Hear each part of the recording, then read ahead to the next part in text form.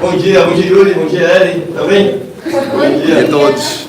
Eu me chamo Lucas, eu sou brasileiro, moro aqui em Portugal já há quase 2 anos. Estou casado àquela incrível mulher que está lá atrás, brilhando para todos nós. Para Deus, mais que nós, né? E eu era agnóstico antes, eu não acreditava muito em Deus.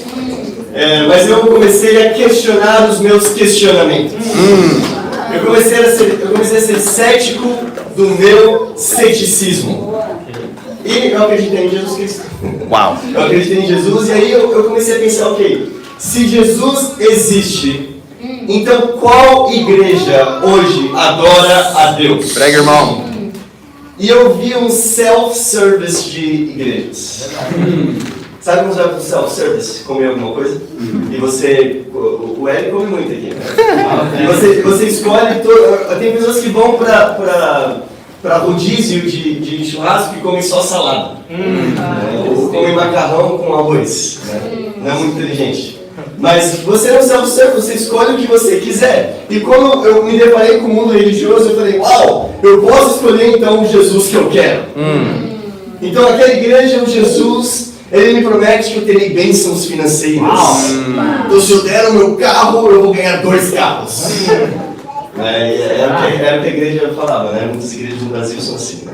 Aquela outra igreja você vai receber amigos. É o Jesus das amizades. Aquela outra igreja está a menina que você gosta. Opa! Tem meninas bonitas naquela igreja. Então, interessante aquela igreja, não? E eu comecei a ver qual era o self-service, o que mais me chamava a atenção nas igrejas. Até eu entender que eu precisava mesmo adorar o Jesus da Bíblia. O Jesus que está aqui. Porque existe uma verdade absoluta sobre quem Jesus é. Não é relativo. O Jesus para mim é diferente do Jesus para aquela pessoa, mas todos os caminhos dão para o mesmo Deus. Isso não está na Bíblia. Eu precisei buscar qual era o Jesus da Bíblia. Acreditar que a verdade relativa já é uma verdade absoluta. Eu acreditar que toda verdade é relativa já é uma verdade absoluta. Então, eu preciso acreditar que há um parâmetro pelo qual nós podemos medir se nós estamos seguindo Jesus verdadeiro. Prega, irmão. Então, aqui em Portugal, você pode escolher entre ir para o Calçados Guimarães, né? Quem conhece o Calçado Guimarães aqui? Eu compro tudo lá, meus calçados. São bons, são bem calçados de marca, né? Ou você pode escolher entre comprar os calçados da calçada Baixa Chiado. Quem já ouviu falar da calçada da Baixa Chiado? Ninguém ouviu falar? Lá na Baixa Chiado, na calçada, as pessoas vendendo os... é verdade. Vocês não gostaram da piada? Bom. Você pode escolher.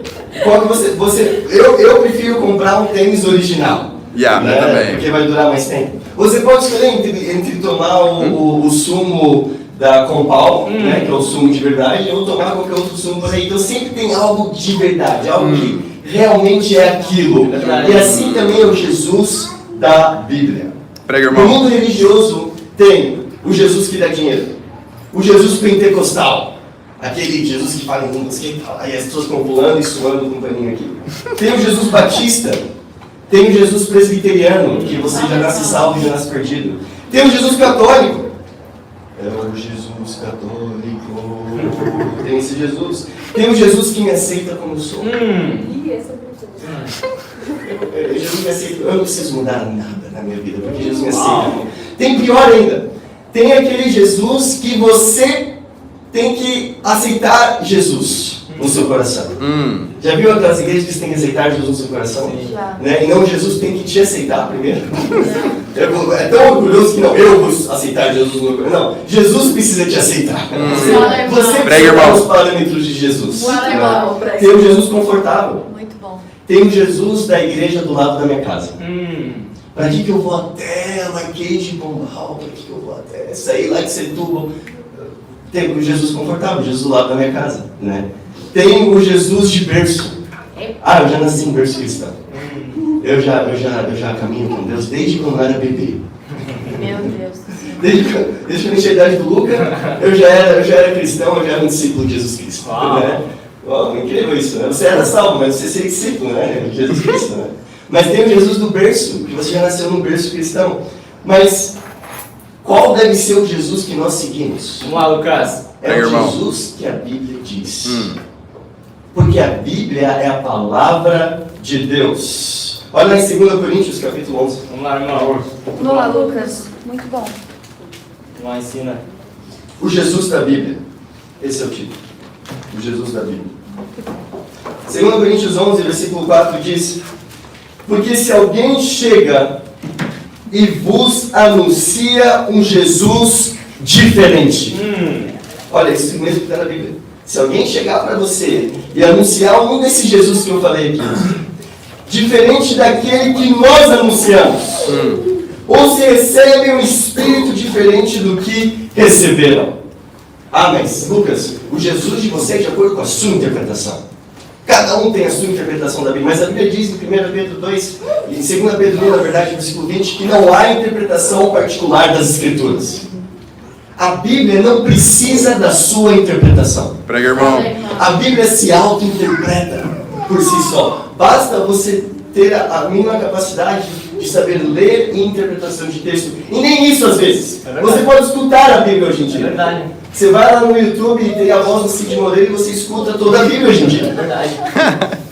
Você só precisa ter a capacidade de compreensão, de interpretação mínima que você consegue entender a palavra de Deus. Depois diz, um evangelho diferente do que aceitaram. Uau. Vocês o suportam com facilidade. A Bíblia está chamando, aqui Paulo está chamando a igreja de Corinto, a parar de suportar facilmente esses Jesuses daí. É verdade. Paulo diz para Corinto, olha, seja insuportável. Uau, incrível. Seja insuportável. Quando alguém vier falar de um evangelho diferente do que você aprendeu nas Escrituras, seja alguém insuportável. Não suporte isso. Contradiga isso. Porque isso depende da sua salvação. Muito bom. Então, o verdadeiro Jesus é aquele que caminhou, ensinou, sofreu, morreu e ressuscitou. Não é uma versão moldada ao nosso conforto ou à nossa conveniência. Fala, Lucas. Então, para os ateus, meus amigos, que eram ateus na época, continuam sendo ateus e continuam sendo meus amigos, né? Mas na época, para os meus ateus, eu tornei alguém religioso. E para os religiosos, eu continuei ateu. Por que eu continuei ateu até hoje? Porque eu sou ateu ao Jesus que pregam hoje. Uau, muito bom. Eu não acredito nesse Jesus que as igrejas evangélicas e a igreja católica pregam. Eu acredito no Jesus da Bíblia. Muito bom, irmão. E esse é o Jesus que nós queremos acreditar hoje como igreja. Amém? Amém. Então vamos ver nas Escrituras sobre esse Jesus da Bíblia. Prega, irmão. O Jesus da Bíblia. E por que é meio redundante falar isso? Porque a Bíblia diz em João capítulo 1 que ele era, a palavra era Deus. A palavra se tornou carne. Então, olha só que interessante. Deus, Espírito Santo e Jesus são a mesma pessoa, sim. Mas a palavra também. Deus é tão incrível que ele se fez tão pequeno, em certo sentido, que você pode manusear hoje na sua mão os pensamentos de Deus. E quantas pessoas hoje vão para a igreja todo domingo e tem a cruz pendurada no pescoço? E não tenho nada contra isso. Eles podem ter uma cruz no pescoço. Ou uma fênix, né? Agora, quantas pessoas, mas que nunca leram a Bíblia, que nunca vi. Você pedir para alguém, olha, abre a Bíblia no livro de João, a pessoa vai lá para o Antigo Testamento. Quantas pessoas, por quê? Porque elas têm contato com Jesus, que foi ensinado a elas quando ela era bebezinha. E é claro que ela é ateia por conta disso. Por que eu me tornei ateu? Porque eu vi que esse Jesus que me ensinaram não era o Jesus da Bíblia. Uau. Eu via muita hipocrisia nas igrejas. Mas quando eu estudei a Bíblia, eu li a Bíblia inteira uma vez. Depois li a Bíblia inteira 2 vezes. Demorou um pouquinho para mim. Mas depois que eu li a Bíblia, uau, que incrível. Eu quero acreditar no Jesus da Bíblia. Amém. Mais pessoas morreram pelo cristianismo do que a Primeira e a Segunda Guerra Mundial juntas. Mas o que mais mata o cristianismo hoje é o cristianismo falso. Isso é o que mais faz com que pessoas se tornem ateias. Isso é o que mais faz com que pessoas acham que elas estão adorando a Deus quando na verdade não estão. Então, Jesus da Bíblia. Uma das maiores estratégias de Satanás é fazer nós nos sentirmos bem ao fazer o que está ruim aos olhos de Deus. É a maior estratégia. É fazer você acreditar que você tem um ótimo relacionamento com Deus, quando na verdade você é uma pessoa super ansiosa, super depressiva, e como a Lara compartilhou aqui, que a Lara ia para as igrejas e ela não encontrava o Jesus da Bíblia. O melhor escravo é aquele que acha que está livre. Esse é o maior escravo. É aquele que acha que está tudo bem, quando na verdade não está tudo bem. Satanás consegue hoje facilmente manipular as pessoas, ao fazer com que elas pensem que a liberdade está em poder fazer o que elas quiserem. É claro que eu sou livre. Eu faço o que eu quero com a minha vida. E as pessoas, elas começam a serem escravizadas pelos próprios desejos, achando que isso, na verdade, é ser livre. É se escravizar do próprio desejo, dos próprios vícios da carne. Liberdade, na verdade, é você poder dizer não. Isso é liberdade. É você ser tão desapegado ao pecado que hoje você toma uma decisão entre, eu posso falar sim, eu posso falar não. Muito bom, Isso Lucas. é a liberdade Prega, irmão. Muito bom, irmão. de Deus. Será que hoje Jesus da Bíblia é suficiente para você? Prega, mano. Se hoje a única coisa que basta na sua vida para você estar feliz é Deus, então você vai amar estar nos céus. Os céus vai ser incrível para todos nós. Muito bom. Se para você basta Deus. Agora, se você precisa de alguma outra coisa, sem ser Deus, para estar em paz, então o céu vai se tornar um inferno para você. Prega, irmão. Porque você não vai ter isso lá no céu. O que você vai ter no céu é Deus. A Bíblia também diz que vai ter comida no céu. Amém? Amém, irmãos? Uau. Amém, Eric? Fired up. Vai ter vários rodízios, né? A Bíblia também diz que vamos ter aposentos nos céus. Amém. Então eu penso numa rap gigante comunitária. Oh, não. Meu Deus. Não vai haver casamento nos céus. Não vai haver casamento nos céus. Infelizmente.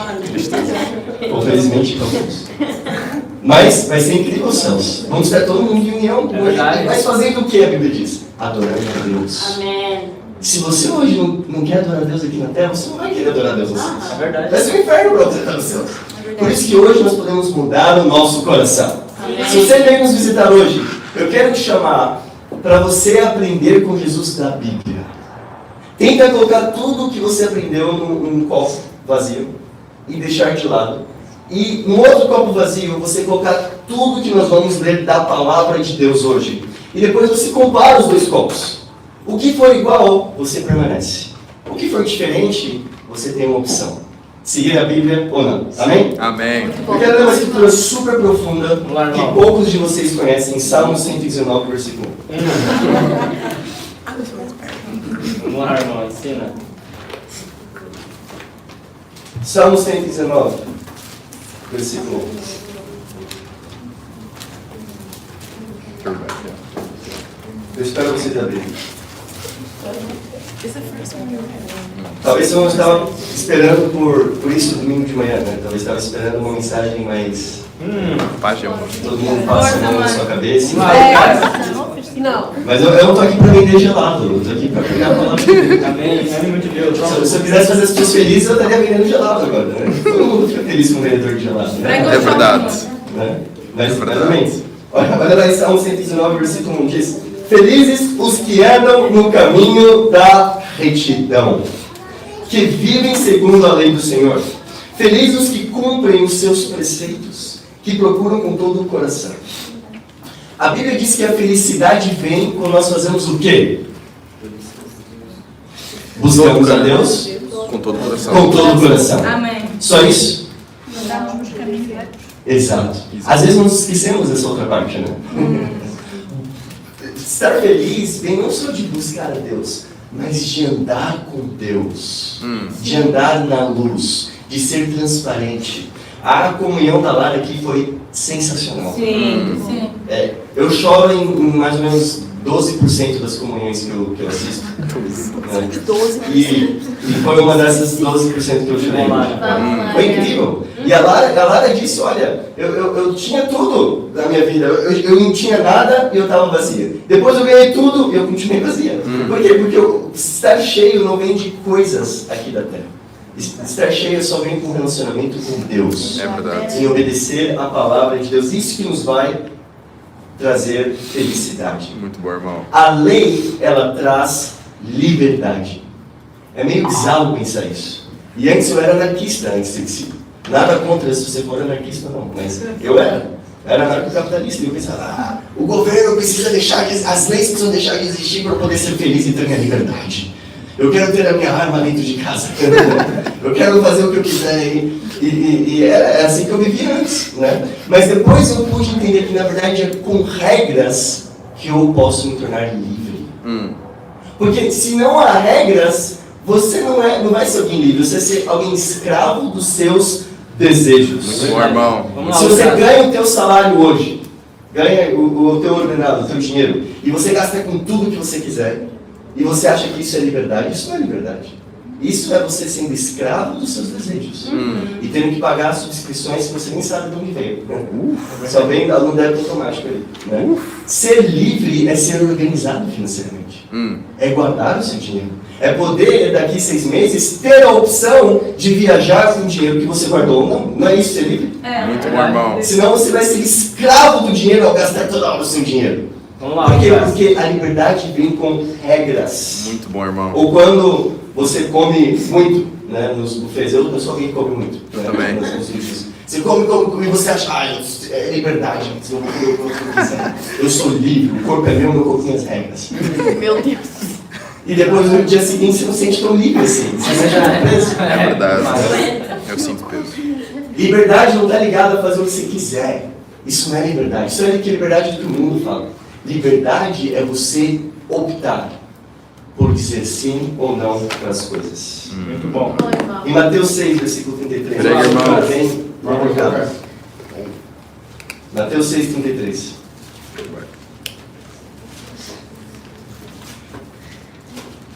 Muito bom, irmão. Vamos lá, Lucas. Vamos lá, irmão. Muito bom. Procure primeiro o quê? O reino de Deus. O que é o reino de Deus? Estude a Bíblia para saber o que é o reino de Deus. Muito bom. Né? Mas já te dando spoiler, o reino de Deus são os discípulos, são os cristãos. Ah, o que é discípulo? Também estude a Bíblia. Procure primeiro o reino de Deus e a sua vontade, e tudo isso vos será dado. Procure quem então em primeiro lugar? Não só isso. A justiça. É a justiça, é a vontade de Deus. A gente lê essas duas escrituras, tem que ser feliz é buscar a Deus e procurar o reino de Deus. Sim, é verdade, mas também andar conforme a lei do Senhor. E também buscar a sua justiça. Ser alguém justo, caminhar de acordo com a palavra de Deus. Muitos de nós aqui temos sido muito bons em buscar o reino em primeiro lugar, em estar com os discípulos, né? E ontem nós fomos lá para a Évora, né? Para estar com a Edna, o Yuri estava lá também. Estávamos todo mundo reunido e tudo mais. Estamos sendo bons em fazer, mas será que estamos sendo bons em buscar a justiça de Deus? Muito bom, Em irmão. andar de acordo com a palavra de Deus. Muito bom, Lucas. Não é apenas sobre buscar a Deus e o reino, mas ao mesmo tempo é praticar a justiça de Deus. Então o primeiro ponto para nós hoje é o segredo para quebrar os corações endurecidos. Uau. Talvez tudo que eu tenha falado até agora, para você entrou aqui e saiu aqui, e não tem problema. Mas talvez seja porque o seu coração hoje está endurecido. Uau. Vamos, Lucas. E para você hoje, independente do que foi falado, eu posso até achar engraçado algumas coisas, mas ele tem uma cara engraçada, esse cara que está falando aqui. Mas tirando isso, para mim nada muda. Por quê? Porque talvez hoje o seu coração esteja endurecido. Muito bom. Endurecido. Em Hebreus 3. Vamos lá, Lucas. Prega, irmão. Vamos lá, Lucas.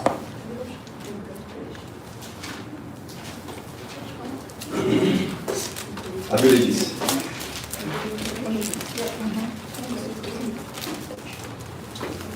Por isso, Hebreus 3, versículo 7.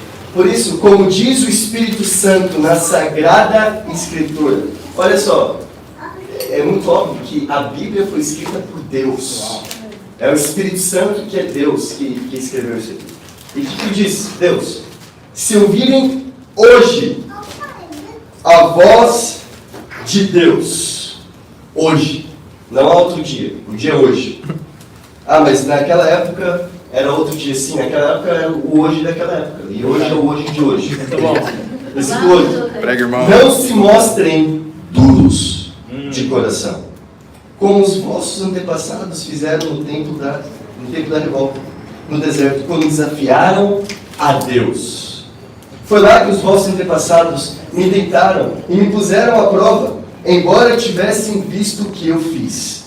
Durante 40 anos, eles viram o que Deus estava fazendo. Durante 40 anos, e mesmo assim estavam com o coração endurecido. Imagina, por 40 anos, você vê comida cair do céu. O que foi que aconteceu naquela época? O maná. Comida cair do céu. Água jorrar, começar a jorrar de uma pedra. Você vê o fogo surgindo e o fogo guiando o povo para onde eles estavam indo. O Deus com Moisés abrindo o mar vermelho naquela época. Aquilo foi daquela época. E por 40 anos você vê todos esses milagres. E quais são os milagres de hoje em dia? São os batismos, pessoas sendo salvas. Por 40 anos você vê pessoas sendo batizadas, vidas sendo transformadas. E você continua com o coração endurecido. Uau. Isso não te impacta mais. Quando alguém é apresentado aqui para o batismo, você pensa, é mais um batismo? Quem será que está tirando as fotos aqui? Nossa, essa pessoa falou uma coisa meio estranha aqui, né? Temos que falar com ela. E é tudo que passa na sua mente é isso. Vamos lá, Lucas, ensina, irmão. Porque talvez o coração já endureceu um pouco. E não tem mais aquele brilho pelos milagres que vêm de Deus. Muito bom, irmão. Por isso é que eu me indignei com eles e disse: os seus corações nunca se mantiveram leais. Não reconheceram os meus caminhos. O nosso coração, ele se endurece. Por quê? Porque nós paramos de obedecer. Paramos de tentar ser justos, de acordo com a Bíblia. Paramos de andar com retidão, como diz em Salmo 119. Como paramos de obedecer, nosso coração começa a ficar um pouco frio, a se endurecer um pouquinho. Por quê? Porque aconteceu naquela época. Os israelitas pararam de obedecer a Deus e eles começaram a ter o coração endurecido. Então, o nosso coração, ele fica primeiro aflito quando nós pecamos. E é bom isso, porque implica que você teme a Deus. Se o seu coração hoje não fica aflito quando você peca, implica que você não teme mais a Deus. Seu coração já está endurecido. Quando você pega, nossa, eu pequei, eu preciso confessar e me arrepender, o seu coração ele fica aflito, isso é bom. Mas se você não se arrepende e não confessa, o seu coração começa a se endurecer. Por muito tempo. Vamos lá, Prega, irmão. Tem uma, não sei se alguém já viu o filme Extraction. Não. Acho que sim. Só um, não, ok. Tem uma frase naquele filme que eu achei muito interessante, que é: você não se afoga ao cair no rio, mas ao permanecer submerso nele. Então, hoje, o coração nosso se endurece, não quando nós pecamos, mas quando nós continuamos no pecado. Porque todo mundo peca aqui. Eu peco muito, todos os dias eu peco. Mas eu tomo a decisão de não continuar a pecar. E é isso que difere as pessoas. Todo mundo é fraco. O que difere é que uns admitem que são fracos e os outros não. Então, isso que diferencia. E se você hoje peca, mas na mesma hora você confessa, se arrepende e muda a sua atitude e o seu espírito, incrível. Mas se você continua no pecado, o seu coração começa a se endurecer. Muito bom, irmão. Talvez você já perdeu o seu brilho. E é possível ver evidências de um coração endurecido. Quando antes, tudo que você pensava, tudo que você postava no seu Instagram, eram as coisas do reino. Era estar com os discípulos, eram as conferências, e você amava, e os batismos, e você ficava feliz, você dava boas notícias toda hora, e você estava sempre... E era tudo isso, e aí o seu coração começa a endurecer, e endurecer, e endurecer. E agora tudo que você pensa é: nossa, quando é a próxima vez que eu vou ficar longe dessa igreja aqui? Quando é a próxima vez que eu vou... Entende? Porque o coração começa a endurecer. E isso não tem a ver com... Às vezes a gente cai numa maior mentira. Achar que o nosso coração se endurece por quanto tempo nós temos de cristão. Isso é mentira. Você pode ter 1 ano de discípulo e seu coração está duro como pedra. Amém. E você pode ter 30 anos como discípulo e você está em fogo para Deus. Amém. O maior exemplo disso é a Maria Hart. Vamos, É verdade. Bora, Maria. 30 anos como discípula. E ela ama o reino. Eu vou no Instagram da Maria, ela tá lá com as lives dela. É verdade. Uma live dela era só eu tocando violão.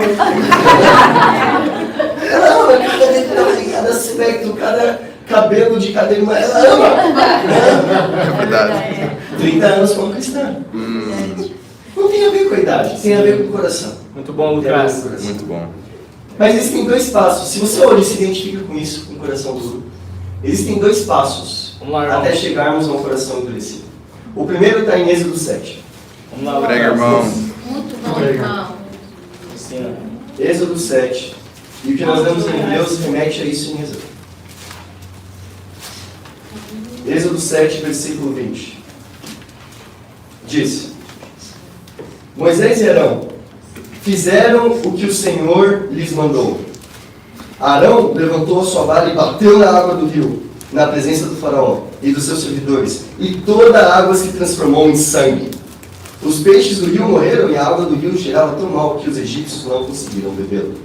E havia sangue por todo o Egito. Então, aqui nós vemos que Arão e Moisés fizeram um milagre na frente do faraó. Uau. E eles fazem um rio, imagina o rio Tejo, que nós temos aqui, né, em Portugal, se transformar num rio de sangue.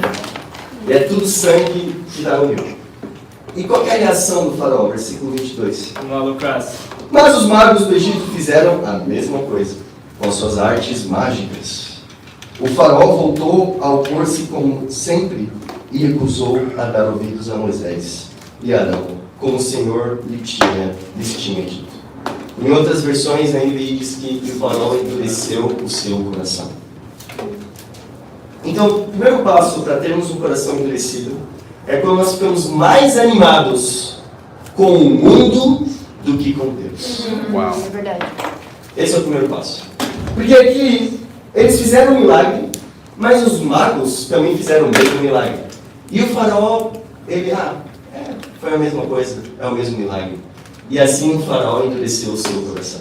Então quando você começa a ficar mais animado e mais contente, mesmo que você não faça as coisas do mundo, mas se você fica mais animado por isso do que por Deus, isso é um sinal que o seu coração está se endurecendo. Vamos lá, Lucas. Quando nós comparamos os milagres de Deus com os milagres do mundo, assim o nosso coração se endurece. Quando trazer um visitante para o domingo é um objetivo menor do que cumprir com os objetivos do trabalho. Quando as nossas amizades no trabalho ou na universidade são mais fortes do que as amizades na igreja. Quando nós alimentar o sentimento de raiva e inveja é mais atrativo para a gente do que pedir perdão. Uau. Quando o nosso coração começa a pensar mais e a se voltar para essas coisas mais do que fazer a vontade de Deus. Prega, irmão. E pedir perdão não significa que você está errado e a pessoa está certa. Pedir perdão implica que você valoriza mais a amizade que você tem com a pessoa do que o seu próprio ego. Isso é pedir perdão também.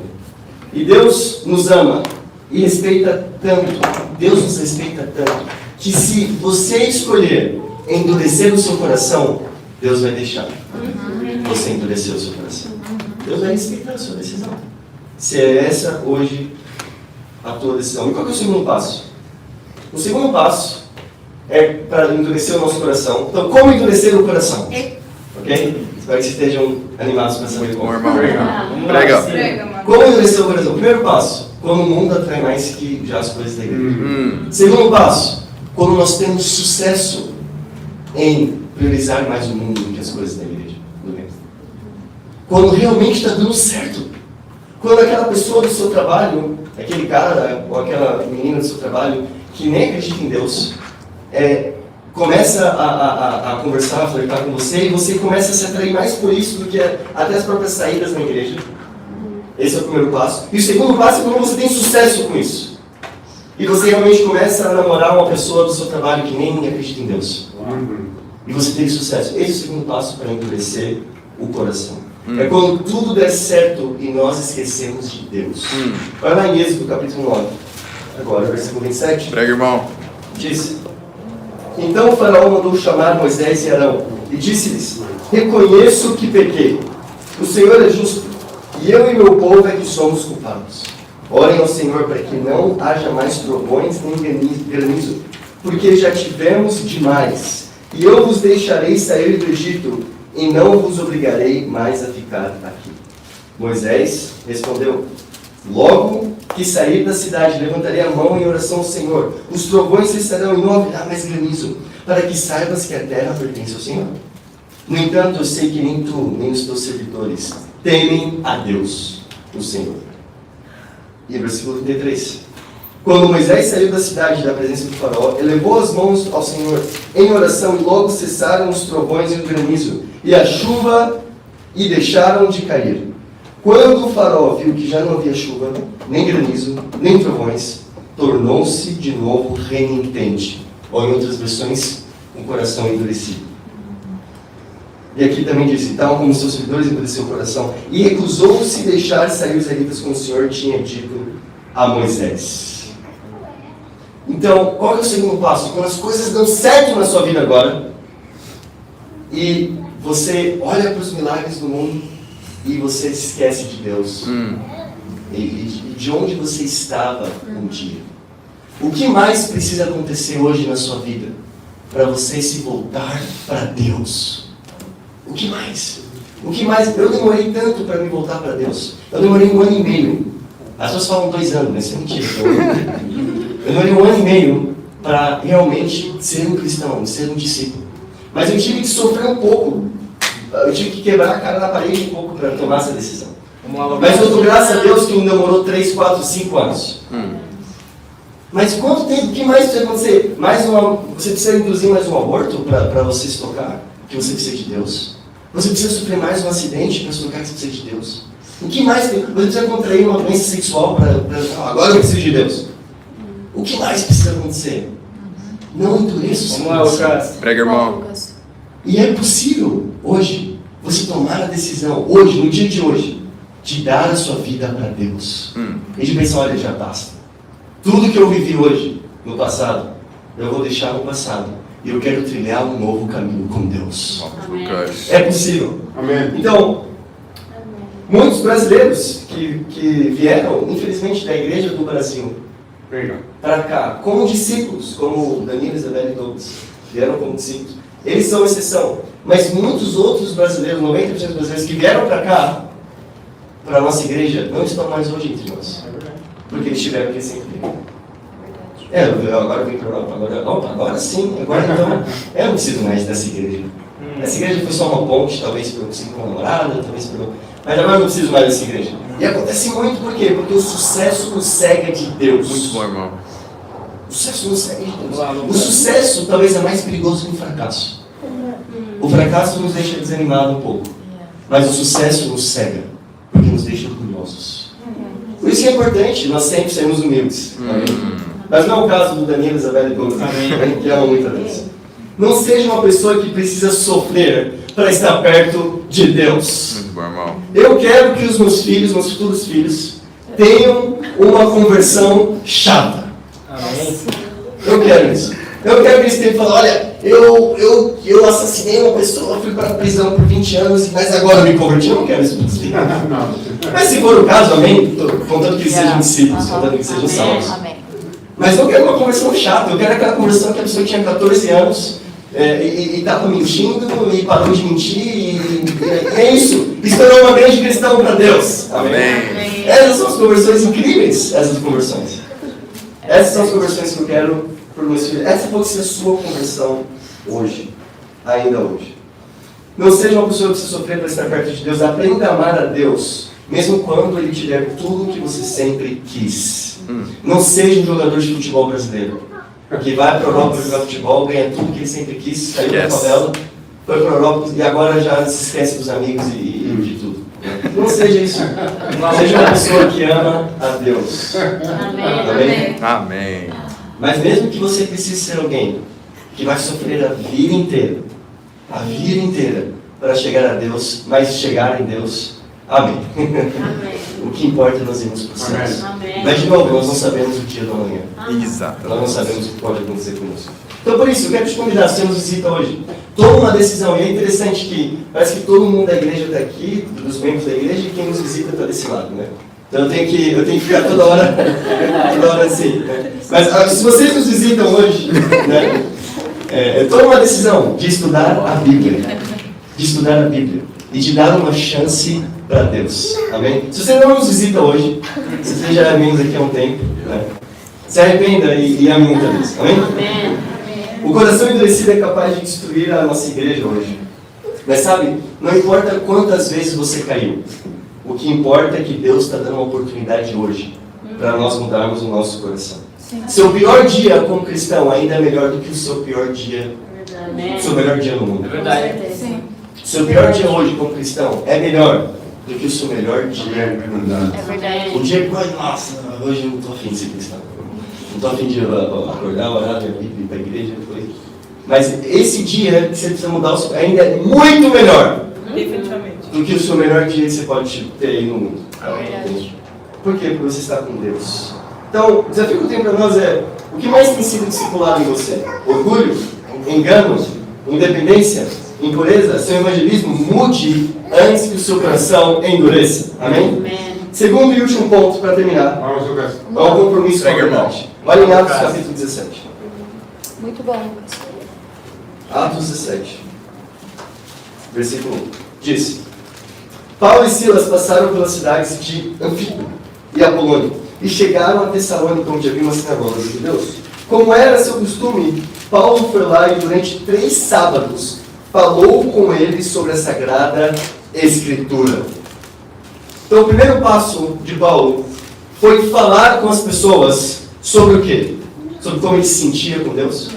Não. O que ele falou com as pessoas? Sobre se você aceitar hoje Jesus, você vai ser salvo? Não, ele falou sobre as Sagradas Escrituras com as pessoas. Olha em Atos 18 agora, versículo 4. Pega, irmão. Todos os sábados ele falava na sinagoga procurando convencer tanto os judeus como... Então, Paulo, ele foi da primeira marcha para a segunda marcha aqui. Eu agora estou usando muito exemplo de carro, né? Ele foi da primeira marcha para a segunda marcha. Então, primeiro ele falava com as pessoas sobre a Bíblia, depois ele tentava convencer as pessoas.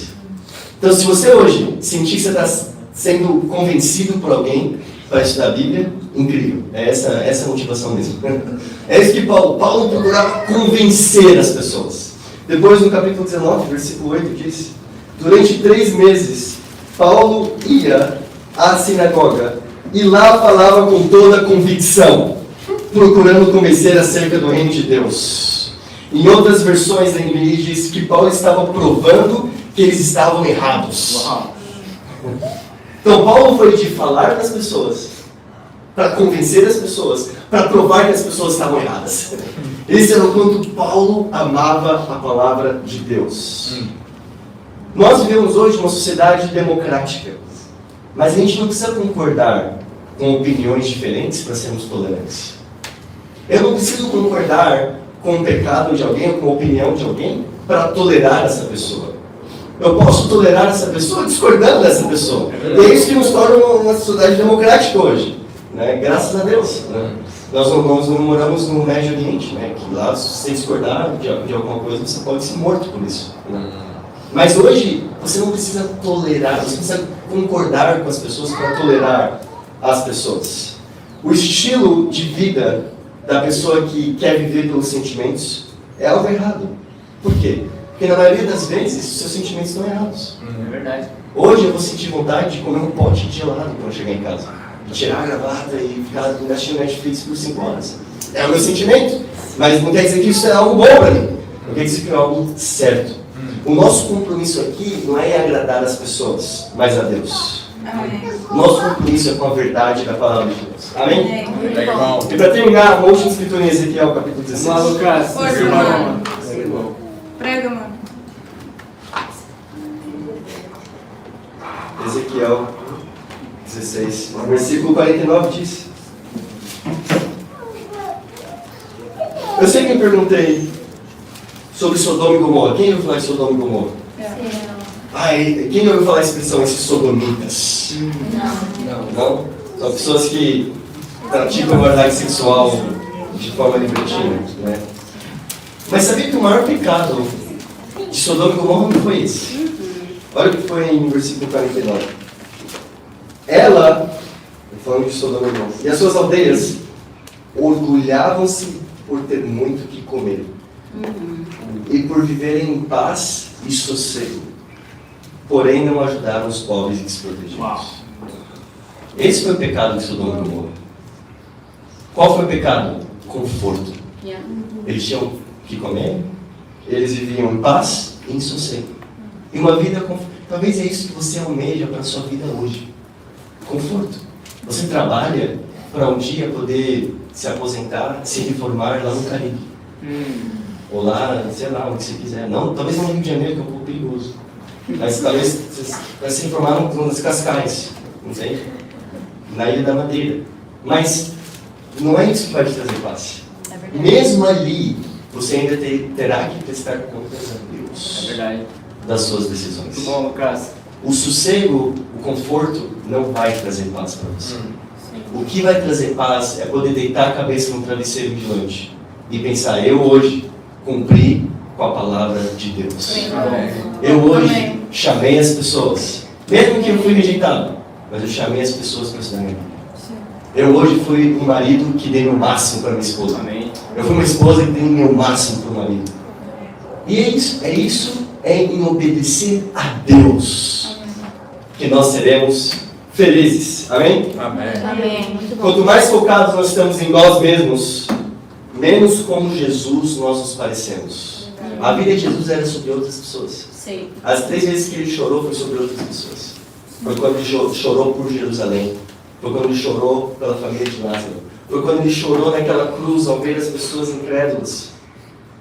E quando nós nos dedicamos para ajudar outras pessoas, parece que nós esquecemos um pouco dos nossos problemas até. Sei. Né?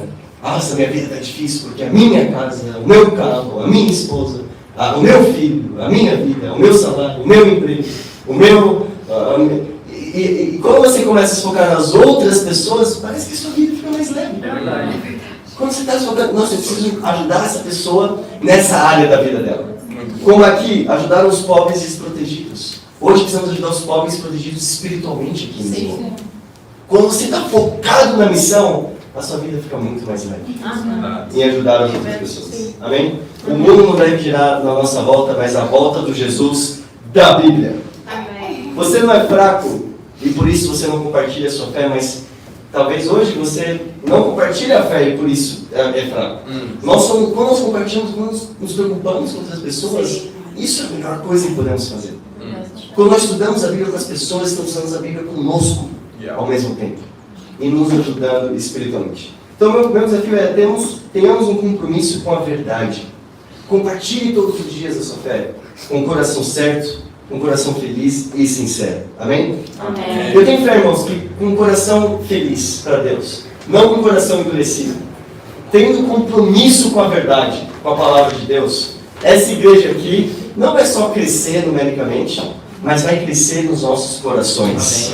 Os corações das pessoas aqui vão se ajoelhar perante a Deus. Então esse coração nem tenha pernas, mas o coração vai se ajoelhar perante a Deus. Quando nós mudarmos o nosso coração, se você nos visita hoje, estude a Bíblia. Veja o que a Bíblia diz sobre o que talvez o cristianismo que você aprendeu na infância diz. Veja essa mesma coisa, dê uma oportunidade. E para Deus já todas as glórias. Amém. Amém.